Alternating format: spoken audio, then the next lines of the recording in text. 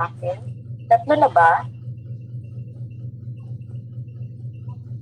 Wait lang, let me just check ha, kasi tatlo na ba? Okay, so to be sure, mag-discuss na lang ko. So, yun na guys. We are already in our week 16 now of our lessons.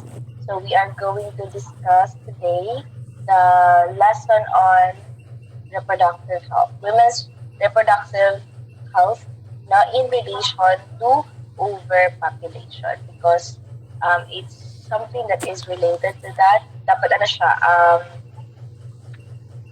para siyang bridging siya to that topic. And then eventually in the week 17, we are going to discuss the global city. So global city is also a next topic, now interesting next topic for the overpopulation, because it is overpopulation and it is industrialization that make up the global cities, and at the same time, the global cities also make up the population, the migration rate.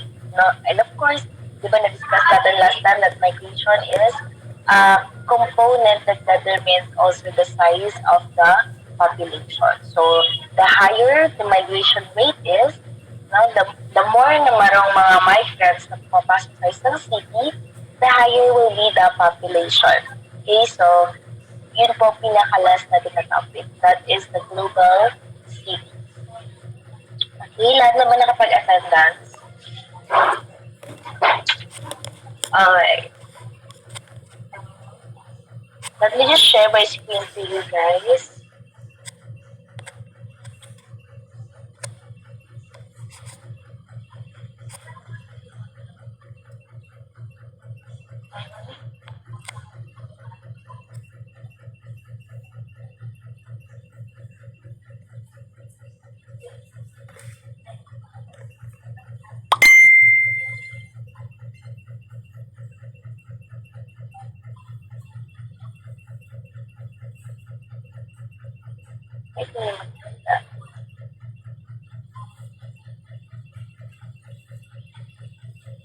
Yeah. Can you guys see my screen? If you have a copy of this in your psychology, you may open it for you to have your own copy. Kita niyo ba yung screen ko? Opo, ma'am. Okay, thank you. By the way, hi, hindi ko makita yung mga chat ninyo if I'm going to share my screen.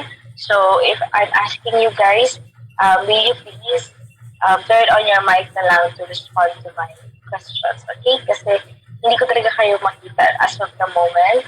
So, I hope that you're still there, no? Kung may ginagawa man kayo dyan, at least pwede nyo siyang gawin simultaneously because I cannot see you guys. I could only hear you. So please bear with me since I'm just looking for ways how to conduct my classes. No?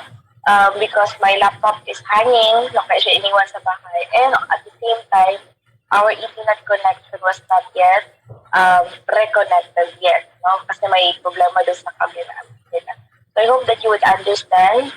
No? That's why I'm here sa school para i-conduct your active classes. Kasi wala talaga akong choice. No? Kailangan ko talaga mag-attend sa aking responsibility. So, hopefully you would understand, you would bear with me, since I'm just doing this, just for you also. Okay, so, if you cannot see my screen, hopefully that you can also read it. Legible naman siya sa inyo. Wait, i-show one page na lang natin para mas fuller.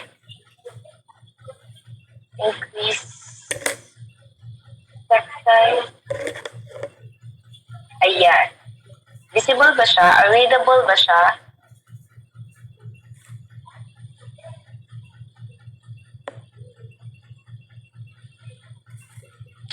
Opo, ma'am. Thank you. So, let me just review first the overpopulation, the human explosion. I know hindi ko na siya kailangan pa i-explain kasi meron ng video for this one. But still, I would like to highlight this one for your Zoom conference activity. Just one question. I think this is related naman or naging assignment yun naman ito. So you will be able to answer this one. Okay, so if the overpopulations, the demographic transitions are not yet clear to you, so let me just explain it to you. Alright? So let's first discuss what demographic transition is. So demographic transition is hindi siya na-define dito sa ating sa ating document. But demographic transition is the theory of how technology can affect the the population rate. Population rate. Have you taken that? Have you taken note of that? Okay. So demographic transition is a theory of how technology could affect population rate. Okay, so that's demographic transition. It's how technology is a theory of how technology could affect the population rate. So yung technology din natin, yung ating industrial revolutions and other developments, no, this could contribute or could influence the population growth. No, it could be in the increase or it could be in the decrease of the population rate. So let's now go to the first stage of demographic transition. Sorry. So in this first stage of demographic transition, it's way back in 18th century when the entire world was in the first stage of demographic transition. So what happened during this part of our history? So the entire world was suffering from poor sanitation, poor diet, and poor medicine. So this poverty in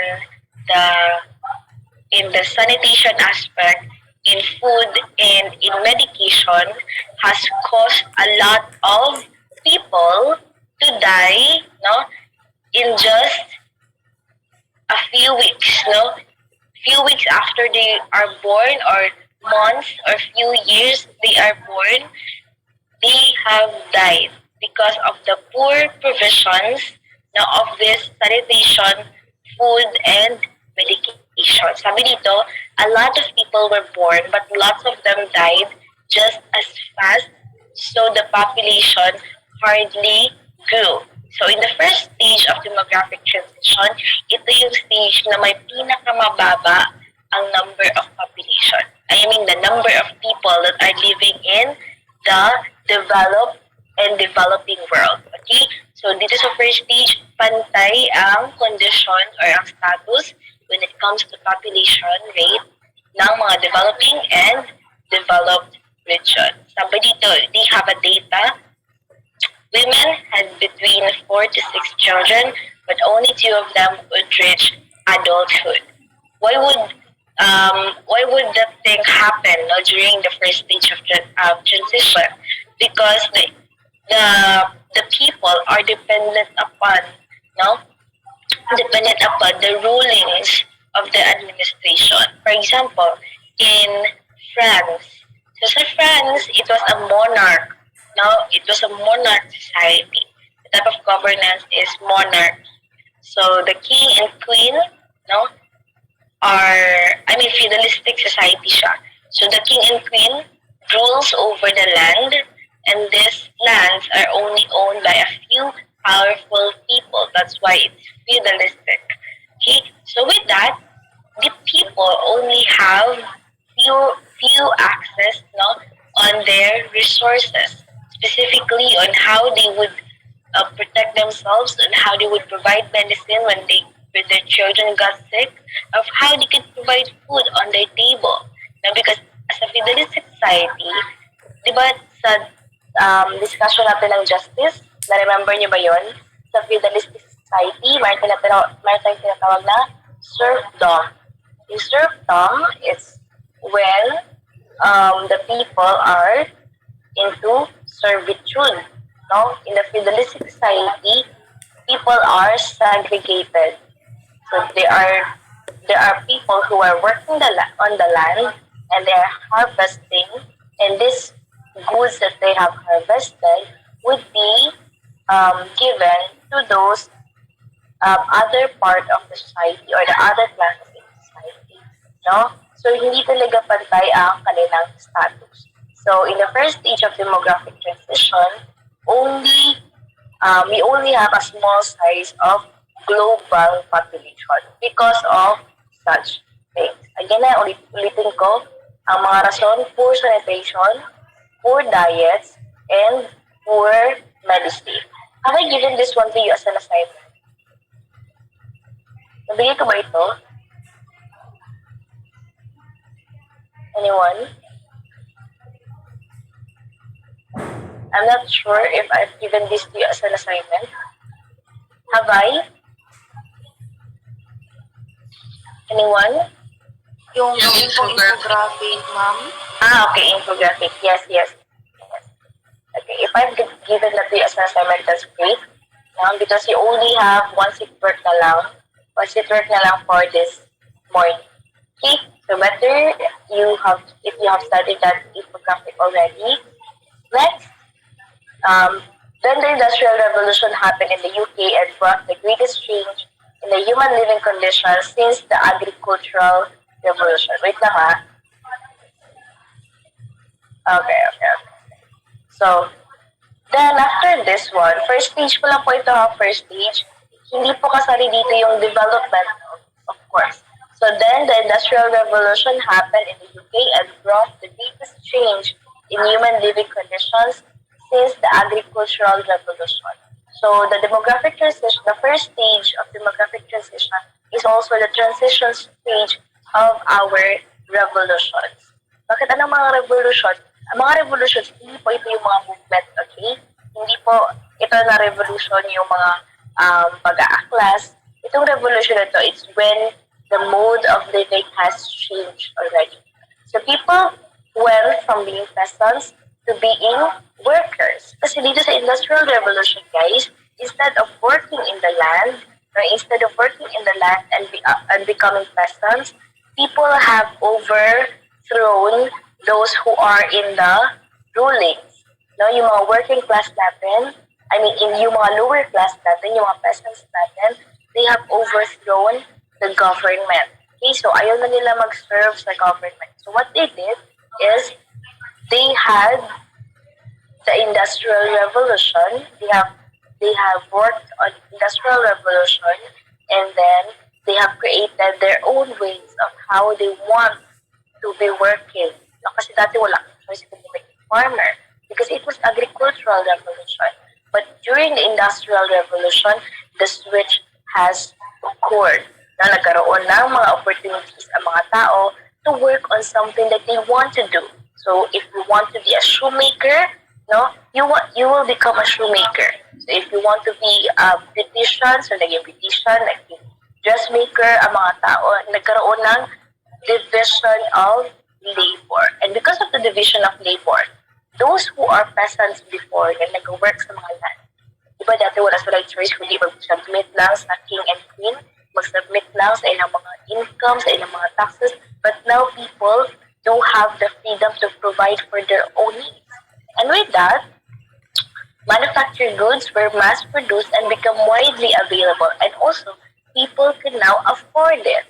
The sciences also flourished, advanced transportation, communication, and medicine. So there is already provision of medicine, which was previously poor. The role of women also in the first stage, no, in the society has shifted and created the conditions for their emancipation. Slowly, this economic progress not only formed the middle class, but also raised the standards of living and healthcare for the poor working population. But I want to highlight here that the first stage of the demographic transition tells about the poor sanitation, poor health, and poor nutrition, no, poor food provision. So yun was the first stage. But going into transitioning to the second stage, isa sa transitions mismo, doon na po nagkaroon ng Industrial Revolution. Okay, dito na po yung time when better food hygiene, medicine meant also meant that people would stop dying all the time. Okay? So, clear ko lang ha, yung first stage of demographic transition, dito yung may poor sanitation, poor food, and poor medication. But in the transition stage, yung pag-transition niya papunta ng second stage, dito na nagkaroon ng industrial revolution. Nagkaroon ng presence or flourish or advancement of technology and sciences, and goods and services are also mass-produced, became widely available. In short, nagkaroon sila ng industrial revolution. Doon mismo sa transition stage. Transition papunta ng second stage. That's why sa second stage of demographic transition, there comes the presence of better food supplies, hygiene, and medicine. And people in the second stage have stopped dying all the time, no? Especially so at a very young age. So because of the presence of these technologies and advancement, nagkaroon tayo ng stability, no? Nagkaroon ng stability with the provision of food, hygiene, and medication. But also, mayroon itong disadvantage. Anong disadvantage? The result was population explosion because people have stopped dying unlike before in the first stage. Nagkaroon na kasi ng food, so nagkaroon ng medical supplies, nagkaroon na din ng better hygiene ang mga tao. So, kukunti na lang yung namamatay. No? Tumataas ang birth rate at bumababa ang mortality rate. And as a result, nagkaroon ng population explosion. We say population explosion is the exponential growth of the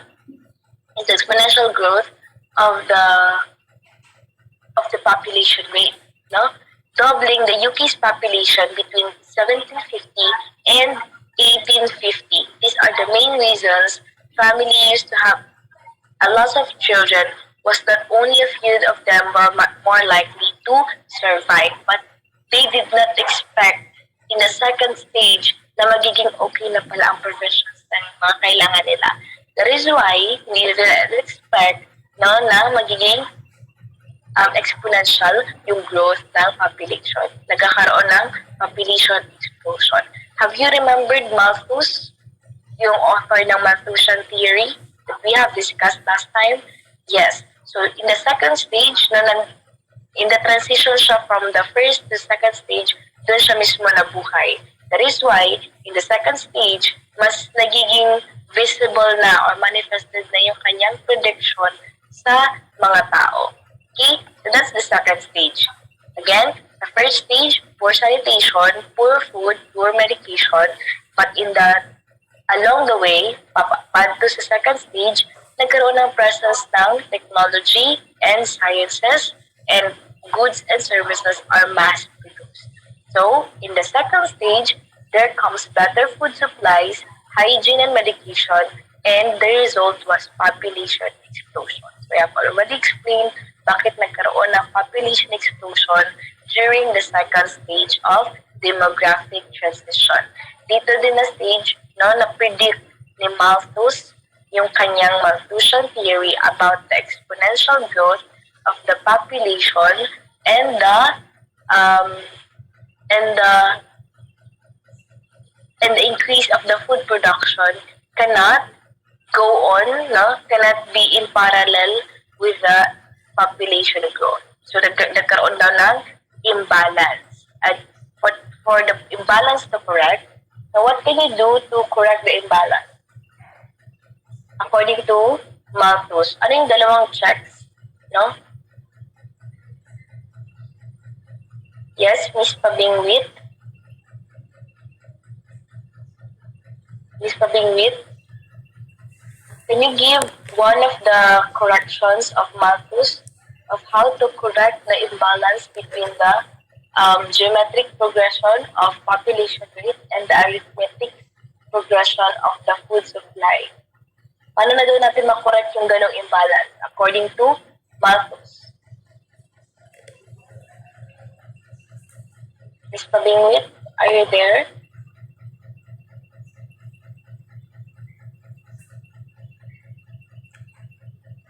Mm-hmm.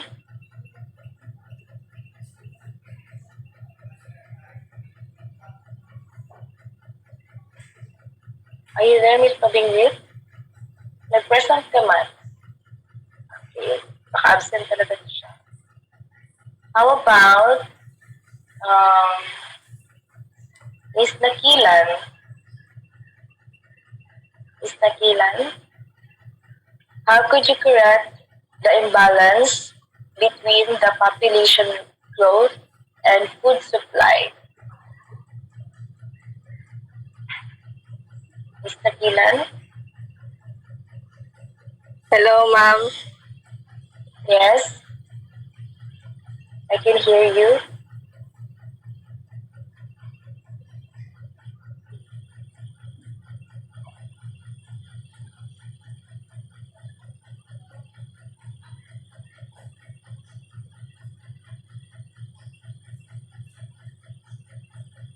Who would like to help Miss Nakilan and Miss sino yung kanina? Miss Pabingwit? Who would like to help them?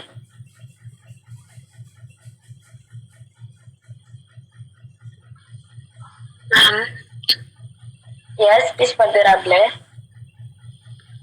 ano ma'am? Family planning po are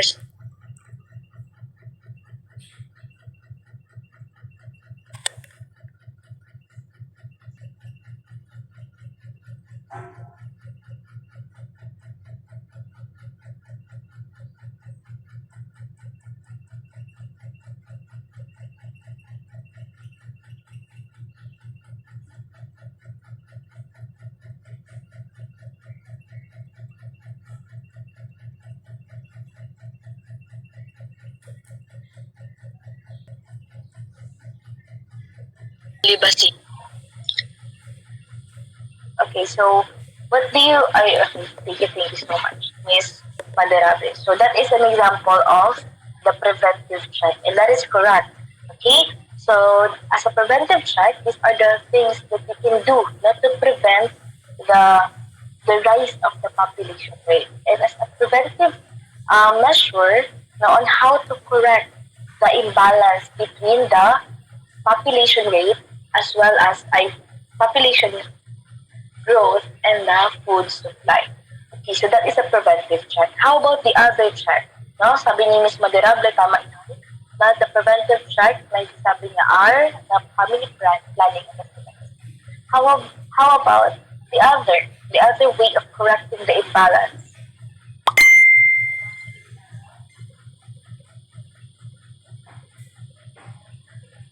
Okay, how about the others?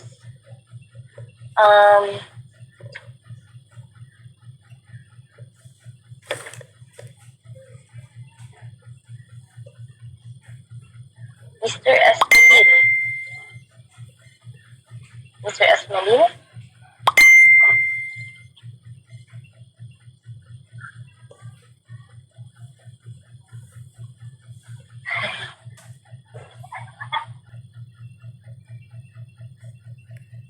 Are you there?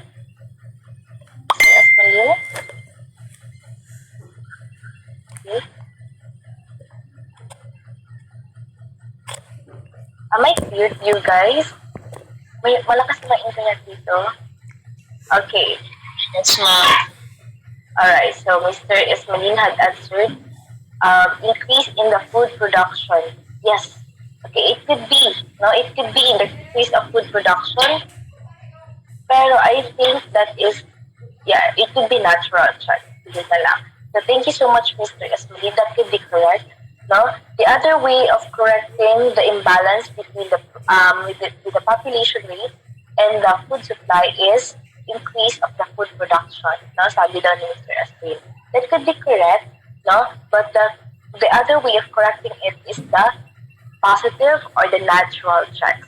Kung sinabing positive or natural checks, sabi natin last time, it is when the natural disasters, famine, wars, calamities would decrease the population. Now, we decrease the population, the number of the population, And with that, the food supply could now be in a one-to-one ratio with the population.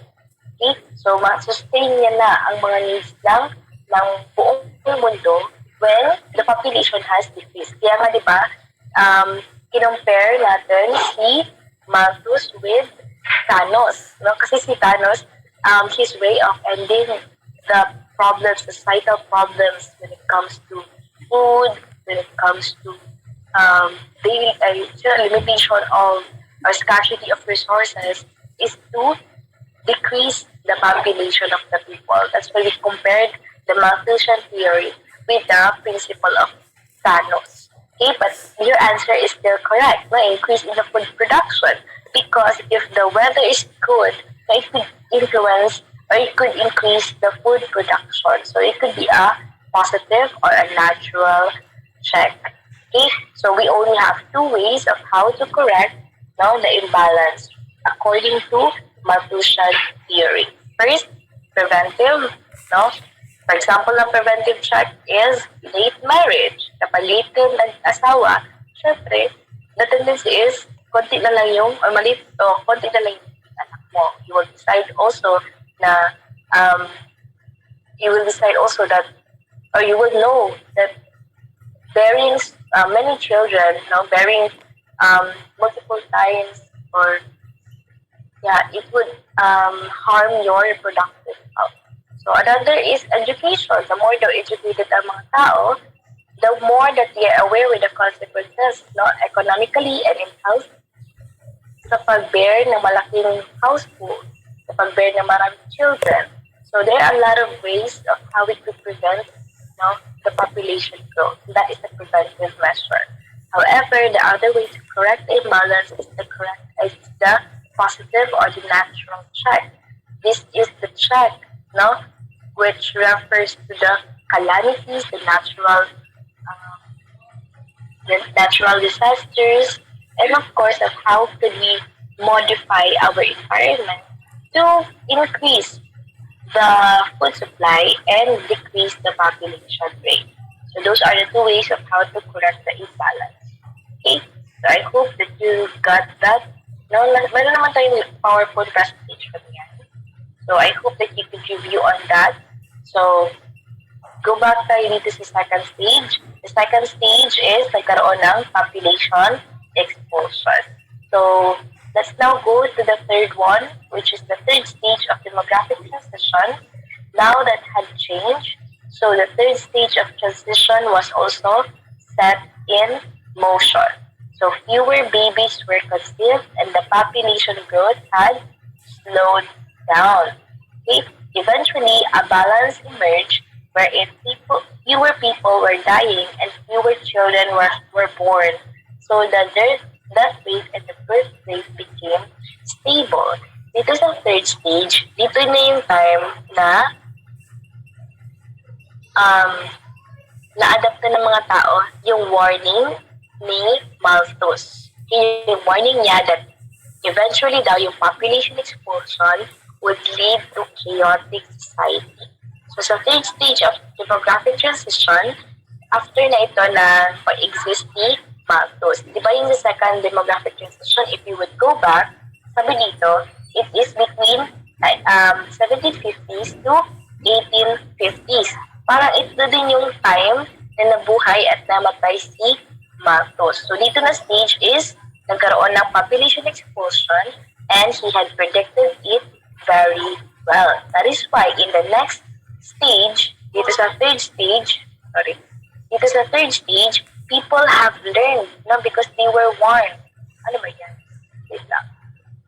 People have learned their lesson and they were warned. Also, in the third stage of demographic transition, fewer babies were conceived because in the 1950s, sabi doon sa last time natin na lesson, the artificial birth control choices were made.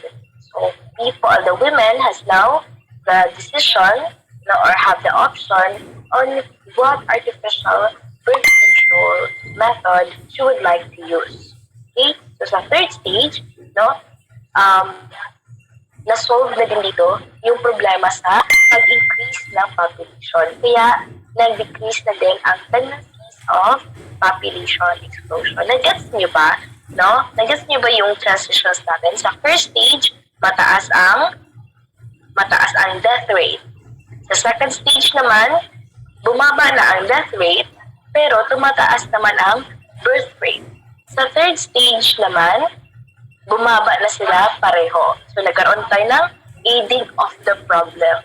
Sa third stage, bumaba na din ang birth rate. No? So, naging stable na sila ni death rate. And since naging stable na sila, there is balance. Nagkaroon na sila ng balance. Natupad na yung correction of imbalance ni Malthus sa kanyang Malthusian theory. So, fewer babies were conceived and the population growth has slowed down also because fewer people have died. So, fewer babies were born, fewer people have died.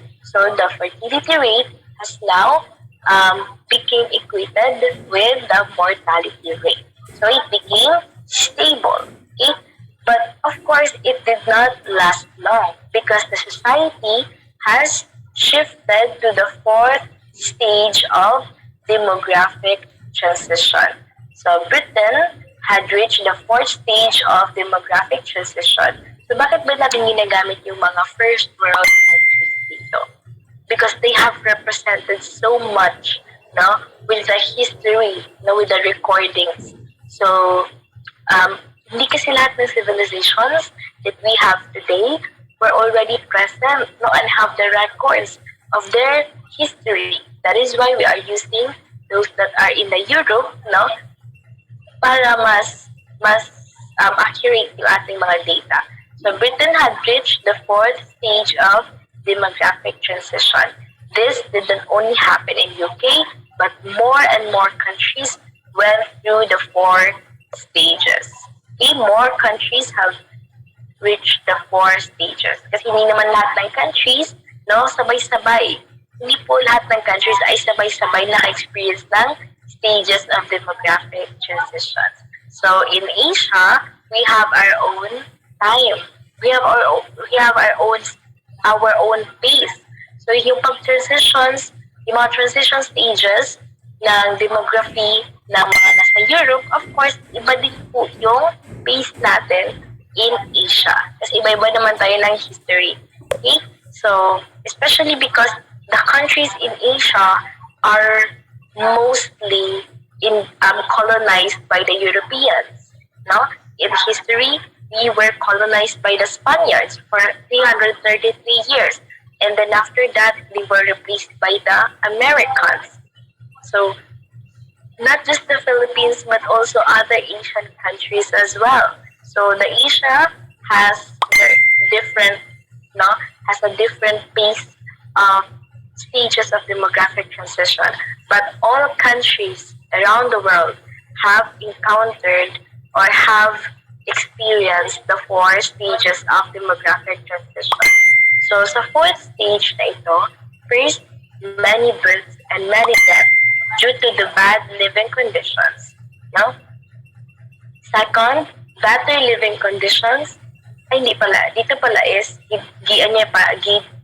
summarize ng author yung four stages of demographic transition. Sa first stage daw, many births and many deaths.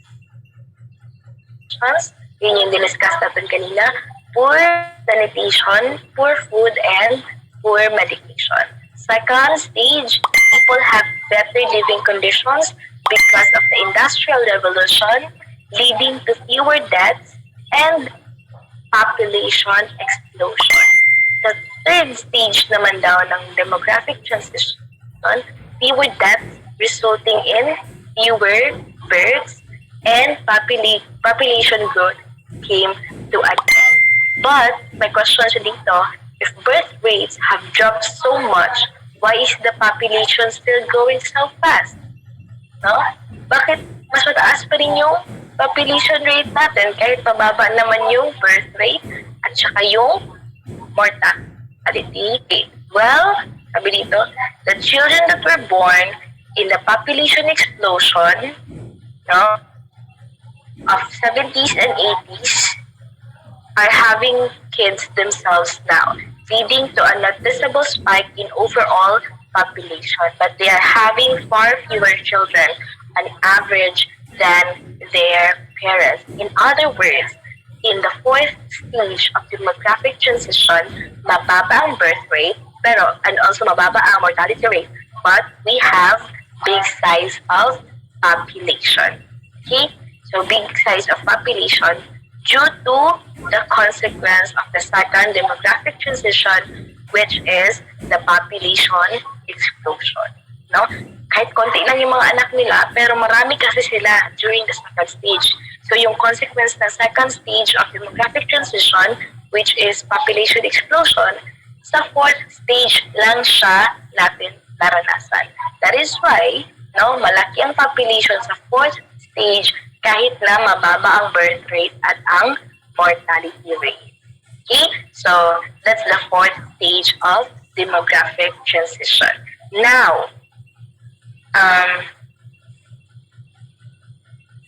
for your seat work. Okay? Clear na ba sa inyo ang four stages of transitions? Clear na ba? Do you have any question regarding the four stages of demographic transitions? Mayroon pa bang question? Four stages of demographic transition. Do you have any question? Okay, summarize daw, ma'am. Yung 4 daw, ma'am. Okay. Sige, summarize ko ha. Wait lang. Alright. Nandito siya ang summary sa ating sa fourth. Ayan. Highlight ko ha. Ayan. So, yung four stages of demographic transition. Yung first stage, many births and many deaths due to bad living conditions. Yung bad living conditions dito is yung poor sanity. No, poor sanitation. I mean poor sanitation, poor nutrition, which is, of course, brought about by fewer food production. And then, they also have poor medication because medical technology was not yet developed and advanced during the first stage of demographic transition. Now, as time goes by and as development was being pursued by a lot of countries, nagkaroon tayo ng shift to second stage of demographic transition. The second stage of demographic transition, there comes better living conditions because of the industrial revolution. So people can provide for their food, nag-advance ng technology when it comes to medication, communication, and transportation. So there comes better living conditions talaga, leading to fewer deaths because people becoming healthy, no? Marami na tayong medication, so fewer deaths and a population explosion. Ito yung sinasabi ko kanina na consequence, no? Itong population explosion ng second stage of demographic transition, ang consequence nito ay naranasan na sa fourth stage. Kaya during the third stage ng transition, ang nangyari lang ay nagkaroon ng stability, nagkaroon ng balance. No? So, balance because there are fewer deaths and also fewer births. And population growth came to an end. But of course, as the world continues to spin on its axis, no? Change is the only thing that is constant in this world. That is why, until now, the transitioning is changing. No? So, samahin ko lang ulit. First stage, nagkaroon ng bad living conditions. Second stage, nagkaroon ng population explosion. Third stage, nagkaroon ng balance in death and birth rate. But in the fourth stage, nagkaroon ng consequence of the second stage of demographic transition. Consequence ng population explosion. So, ano nangyari sa fourth stage? Nagkaroon po tayo ng balance pa din. Fewer death, fewer birth, but the population is big. Nagets ba? Sa fourth stage, fewer birth, but fewer death, no? But the population is big. But the size of the population is big. So yun po yung 4 stages ng demographic transition. Do you have any question? Anong hindi nyo na-get? Anong hindi nyo na-take note? Hindi nyo na, naintindihan? May question pa?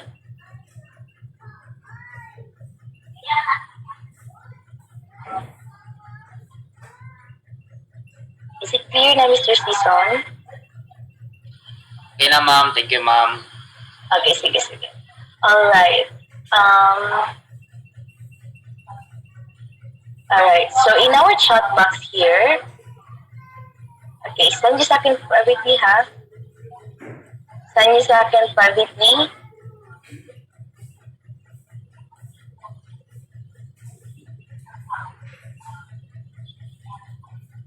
Okay, so nakaano na to sa host only. So you can now send it to me privately dito sa ating Zoom chat, sa ating Zoom group chat, no? Can you please predict, okay? Predict the next demographic transition, which is the 5th stage of the demographic transition. So it was given to you as an assignment, so I don't think na mahirapan na kayo for this one. So again, in our chat box here, kindly predict, no? Predict the 5th demographic transition, the 5th stage of demographic transition. So of course, meron kayo dapat reason kung bakit ganun ang inyong prediction. Okay, not necessarily na mataas talaga yung inyong explanation, ha?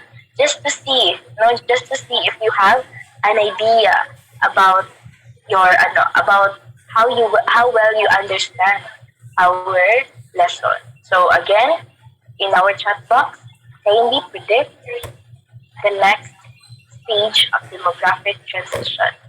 So I have here a question. Anong difference ni Malthus and Thanos theory?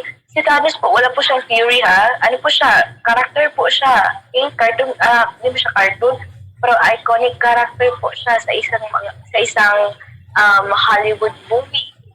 Okay? Si Malthus po yung may theory. Okay? So wala po silang difference.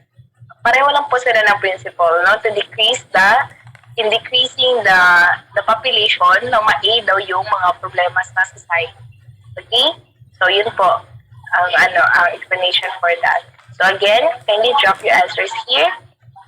And then afterwards, we are going to proceed now to the next topic. Okay? Take your time. Take your time until 8:40. Okay? 8:40.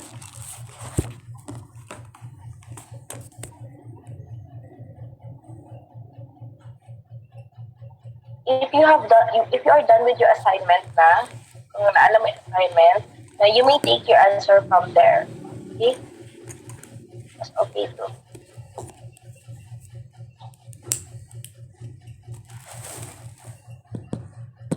Excuse me, ma'am. Ma'am?